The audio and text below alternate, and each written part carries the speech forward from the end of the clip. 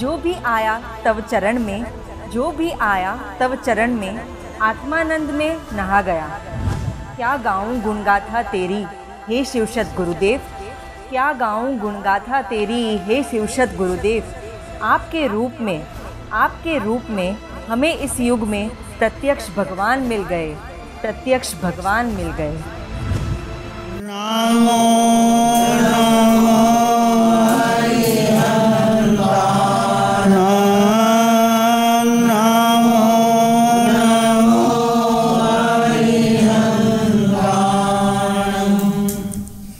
अरिहंत परमात्मा महाविद्य क्षेत्र में विराजमान, जिनकी अनंत अनंत कृपा हम सब पर बरस रही है, उस प्रभु की अनंत करुणा, अनंत मैत्री, अनंत ज्ञान, अनंत साधना को अनंत अनंत नमन, प्रार्थना कृतज्ञता के भाव। शासनपति भगवान महावीर, जिनका धर्म शासन, धर्म संग, धर्म तीर्थ, धर्मवाणी पंचम काल में हम सुन रहे हैं।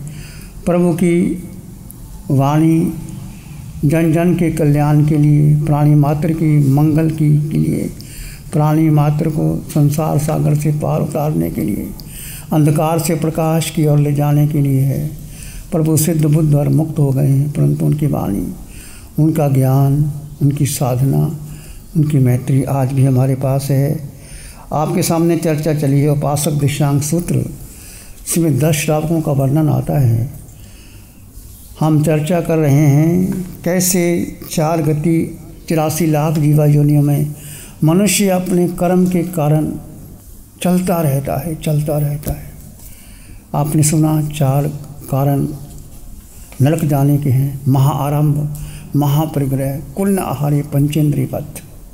जो महाआरंभ करते हैं, महापरिग्रह इकट्ठा करते हैं, पंचेंद्रियों को हिंसा करते हैं, मांसाहार करते हैं, क्रूरता से जीवन जीते हैं, वो इस मध्य लोक के नीचे 7 नरकों में उत्पन्न होते हैं।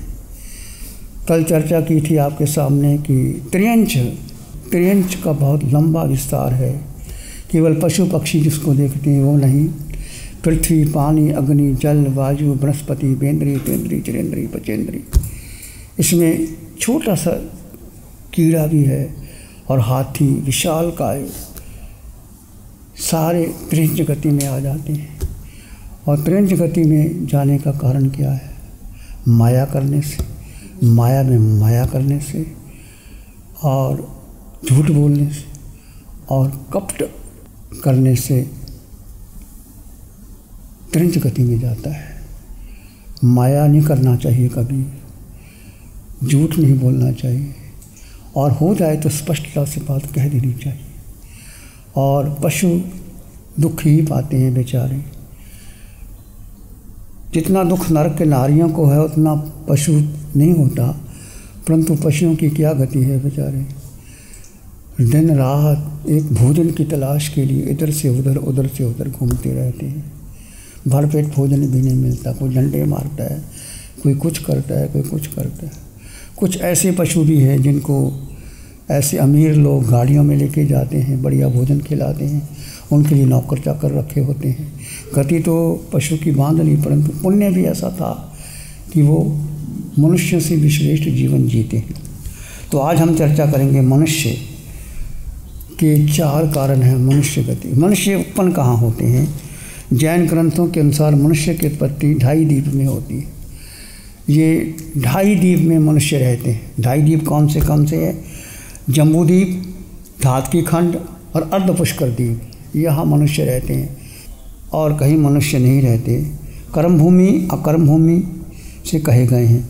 जैन धर्म में 15 कर्म भूमि है, 30 अकर्म भूमि है, 56 अंतर्द्वीप हैं जहाँ मनुष्य रहते हैं। तो कर्म भूमि में जो मनुष्य रहते हैं, 5 भरत, 5 रावत, 5 महावीर, 15 कर्म भूमि, 30 अकर्म भूमि, जहाँ कुछ नहीं करना पड़ता मनुष्य को, वहाँ मनुष्य रहते हैं और कल्प वृक्ष के द्वारा या इच्छाएं पूरी हो जाती हैं। ऐसे अंतर्द्वीप में भी मनुष्य रहते हैं, परंतु जो कर्म भूमि के मनुष्य हैं वो कर्म करते हैं। जहाँ कर्म है वहाँ धर्म है, जहाँ कर्म नहीं वहाँ धर्म भी नहीं होता। तो कर्म भूमि के मनुष्य की हम चर्चा करते हैं। धर्म कब से आरंभ होता है? जब से कर्म आरंभ होता है। जहाँ कर्म है वहाँ धर्म है, जहाँ धर्म नहीं वहाँ कर्म भी नहीं। तो कर्म कब से स्टार्ट हुआ? भगवान ऋषभदेव तीसरे आरे में इस धरती पर आए। तीसरे आरे में आए तो पहले युगलियों का जो समय था, कल्प वृक्ष थे, इच्छाएं पूरी हो जाती थी, परंतु कल्प वृक्षों ने इच्छा पूर्ति कम कर दी। भगवान ने फिर उनको सिखाया, मनुष्यों को अस्सी मस्सी कृषि का उपदेश दिया कि देखो तुम खेती करो, तुम कलम का प्रयोग बताया, कृषि का प्रयोग बताया, अस्सी तलवार का प्रयोग बताया। ये भगवान ऋषभदेव ने जब वो गृहस्थ में थे तो लोगों को अस्सी मस्सी कृषि का उपदेश बताया। उसके बाद में फिर वो दीक्षा लेते हैं, तीर्थ की स्थापना होती है, साधु साध्वी श्रावक श्राविका बनते हैं। तो आज हम जो सदगति के जाने के कारण है, जो किसके कारण क्या है? कर्मना। कर्म से मनुष्य ब्राह्मण होता है, कर्म से क्षत्रिय होता है, कर्म से वैश्य होता है, और सब कर्म के अनुसार होते हैं। कर्म कड़ान कम्माना मोक्ष, किए हुए कर्मों का भुगतान तो देना ही होता है, चाहे तीर्थंकर क्यों ना हो, चाहे मनुष्य क्यों ना। जो हम कर्म कर लेते हैं उसको भोगना ही होगा। ये कर्म तप के द्वारा, साधना के द्वारा, आलोचना प्रतिक्रमण के द्वारा आप कर्म हल्के भी कर सकते हो, और यदि उसकी आलोचना ना करो तो भारी भी हो सकते हैं। परंतु कुछ ऐसे कर्म हैं जो निकाचत बांध लिए जाते हैं, वो कर्म आपको भुगतान देना ही पड़ता है। तो हम कर्म कैसे करें? तो मनुष्य जन्म प्राप्त करने के लिए 4 कारण बताए। प्रकृति भद्य, प्रकृति विनय, सालों को साय, मच्छरिया। यदि वो मनुष्य प्रकृति से सरल होना चाहिए, सरलता। दूसरा नम्रता, तीसरा है दयालुता, चौथा है अमत्सर, ईर्ष्या है। ये सारे गुण आपको कर्म भूमि में जो मनुष्य रहते हैं मिलते हैं, अंतर्दीप में नहीं, अकर्म भूमि में नहीं मिल सकते। तो पहला गुण है सरलता। सरलता व्यक्ति यदि मायावी है, कितना तप कर ले, कितना कर ले, वो आगे नहीं बढ़ सकता, वो कहीं ना कहीं रुकावट आ जाती है, उसको पशु योनि मिलेगी। तो सरलता, ऋजुता, दयालुता, ईर्ष्या का भाव रह को होना चाहिए। सरलता क्या है? सरलता है मन, वाणी और कर्म की एकता। मनस्य एकम, वाणी एकम, काया एकता। जो मन से बात आई, वाणी ने वही कही और काया ने उसका वैसा रूप लिया, ये है सरलता। मन में कुछ और, वाणी में कुछ और, काया में कुछ और, तो उसको हम सरलता नहीं कह सकते। सरलता का अर्थ है अपना काम बिगाड़ना नहीं है। ऐसा नहीं कि सरल होकर के अपना काम ही बिगाड़ दो, नहीं। सरलता अपना काम बिगाड़ना नहीं, सरलता का अर्थ दूसरे का भेद खोलना नहीं होता कि कोई व्यक्ति का भेद है, आप चुप करके भी मैं तो ऐसे बोल दिया, ऐसा नहीं। सरलता भीतर से आती है, ऐसा नहीं कि तुम किसी का भेद खोल दो, मैं तो ऐसे बोल दिया, ऐसा नहीं। सरलता का अर्थ है अपना काम बिगाड़ना नहीं, सरलता का अर्थ है दूसरों का भेद खोलना नहीं। तीसरा अर्थ है अंदर की हर बात बाहर निकालना नहीं। हर घर में, हर समाज में, हर परिवार में, हर परिस्थिति में स्त्री पुरुष, साधु साध्वी, श्रावक श्राविका, कुछ ऐसे कोड होते हैं जो कोड ऑफ कंडक्ट होता है, आप किसी को नहीं बता सकते। घर की बात बता सकते हो, माता पिता की बात, भाई बहनों की बात, पति पत्नी की बात, घर का एक नियम है, एक कोड ऑफ कंडक्ट है, उसको आप बता नहीं सकते। इसका मतलब नहीं तुम सरल होकर के घर की बातें बार बताते रहो, ऐसा हुआ था, ऐसा हुआ था, नहीं। अपने अंदर की हर बात बाहर निकालना नहीं, बताना नहीं। सरलता का अर्थ है कि दूसरों को ठगा ना जाए। 4 बातें ध्यान रखो। भगवान महावीर ने कहा जो लोग साधना करते हैं, तप करते हैं, न इस लोक के लिए, न परलोक के लिए, न जीवन के लिए, न मरने के लिए, कुछ भी जो आपने तप करना है, ध्यान करना है, साधना करना है, इस लोक के लिए नहीं, प्रशंसा के लिए नहीं। कुछ लोग तप करते हैं, पहले ही बोल देते हैं महाराज हम आए थे, इतने मास कमन हो गए, इतनी ठाइयाँ हो गई, इतने वर्षों से वर्षी तप कर रहा, कोई पूछे ना पूछे, सारा चिट्ठा खोल के अपने आप रख देते हैं। अरे भाई हमने बात नहीं की, पूछा नहीं, तुम गुप्त रखो ना। तप गुप्त रखना चाहिए। बताना नहीं चाहिए हर को कि इतने बखान कर दो, क्या सर्टिफिकेट मिल जाएगा। मान लीजिए मुझे आपने कुछ कह दिया, मैं 20 साल से 25 साल से वर्षी तप कर रही हूँ, मैंने 20-28 कर ली, मैंने इतने मास कमन कर लिए, क्या मिलने वाला। तो अपने तप, अपनी साधना पूंजी को संभाल के रखना चाहिए। तो हमारे पास हीरे जवाहरात है, किसी को बताते हो? क्या रखते हो? संभाल करके तिजोरी के अंदर, फिर अंदर की तिजोरी, फिर और तिजोरी अंदर रख, किसको बताते हो? जो कोई विशेष व्यक्ति आपके आता है उसको अपनी तिजोरी खोल के बताते हैं। तो तप साधना करनी है, इस लोक के लिए नहीं, परलोक के लिए नहीं, प्रशंसा के लिए नहीं, जीने के लिए नहीं, मरने के लिए नहीं, केवल कर्म निर्जरा के लिए करना। कुछ भी करो तो कर्म निर्जरा के लिए करना। यह सरलता, नम्रता, जीवन में व्यक्ति को नम्र होना चाहिए, अकड़ना नहीं चाहिए। नानक नन्हे हो रहो जैसे नन्ही दूब, नानक नन्हे हो रहो जैसे नन्ही दूब, भड़ा घास जल जाएगा दूब खूब की खूब। नानक कहते हैं, नानक नन्हे हो रहा हो। दूब को देखा है? जो घास, छोटी छोटी घास होती है, आपके बगीचे के आगे, लान के आगे लगी रहती, इतनी इतनी घास होती है। कितना बरसात का पानी आ जाए, कितना फ्लड आ जाए, आंधी तूफान आ जाए, कोई फ़र्क नहीं पड़ता उसको। जो बड़े बड़े वृक्ष है और इतने मजबूत होते हैं, नानक नन्हे हो रहो जैसे नन्ही दूब, बड़ा घास उड़ जाएगा, बड़ा वृक्ष उड़ जाएगा, दूब खूब की खूब।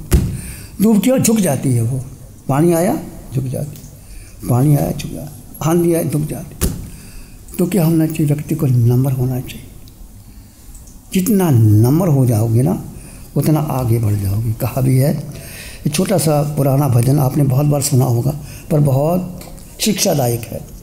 फूलों से तुम हंसना सीखो, भंवरों से तुम गाना, फूलों से तुम हंसना सीखो, भंवरों से तुम गाना, वृक्षों की डाली से सीखो, फल आए झुक जाना, वृक्षों की डाली से सीखो, फल आए झुक जाना, सूरज की किरणों से सीखो, जगना और जगाना, सूरज की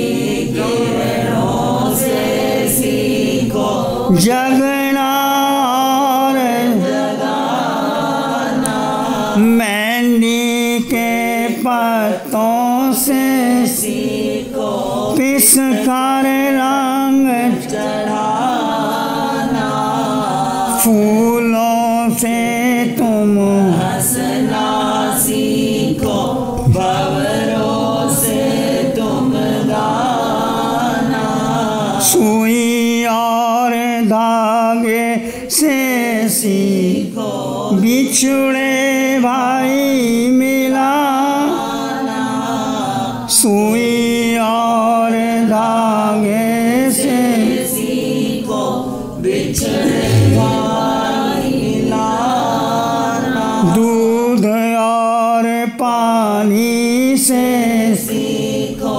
मिलकर प्रेम बढ़ाना, दूध और पानी से सीखो, मिलकर प्रेम बढ़ाना, परवानों से सीखो धर्म पर हंस हंस प्राण चढ़ाना,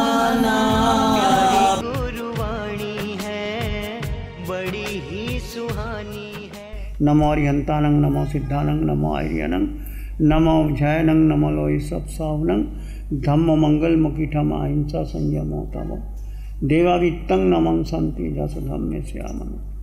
श्री चतारी मंगलम, अरहंता मंगलम, सिद्धा मंगलम, साहु मंगलम, केवली पाणत्तो धम्मो मंगलम। चत्तारी लोगुत्तमा, अरहंता लोगुत्तमा, सिद्धा लोगुत्तमा, साहु लोगुत्तमा, केवली पाणत्तो धम्मो लोगुत्तमा।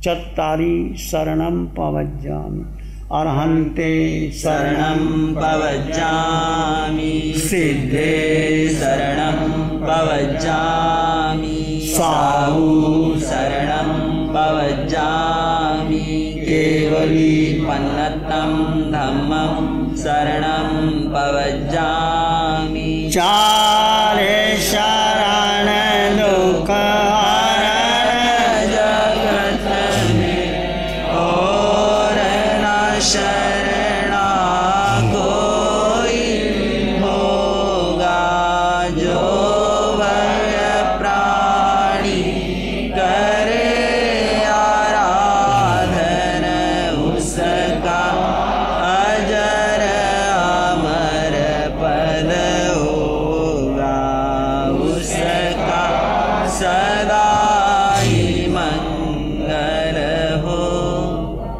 In the dynamic world of real estate, few names stand as tall as Sumeru Group.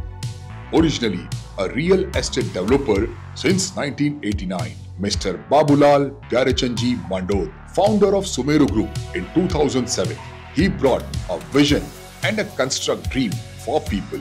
हम सूरत में अच्छे घर बनाते थे और हम अच्छे घर बनाते रहेंगे।